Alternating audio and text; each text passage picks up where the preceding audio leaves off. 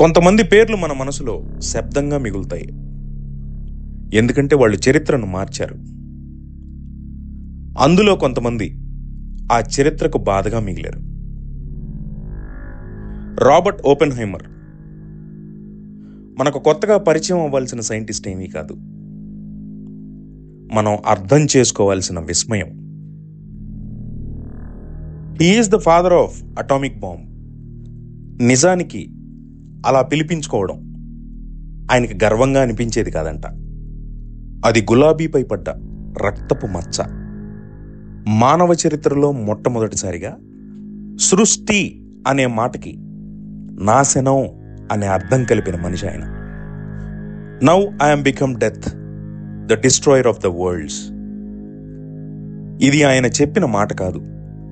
రాత్రి పొద్దు తేడా లేకుండా ఆయన అంతరాత్మ పాడిన శోకగీతం. అణుబాంబు ప్రయోగం విజయవంతమైన రోజున ప్రపంచానికి ఒక విజ్ఞాన అద్భుతం కనిపించింది. ఓపెన్హైమర్ కళ్ళల్లో మాత్రం ఓ మానవ విపత్తు కనిపించింది. నిజానికి ఆయన విజ్ఞానాన్ని వేటగా మార్చలేదు.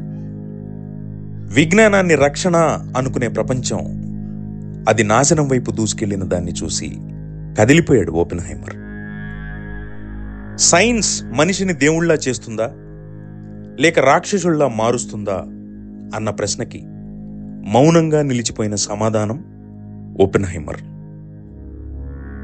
అణుబాంబు వల్ల వచ్చిన విజయం కంటే దానికి 1000 రెట్లు బాధ, ఒంటరితనం, పరిష్కారం లేని పశ్చాత్తాపమే ఎక్కువైపోయింది ఆయనకి.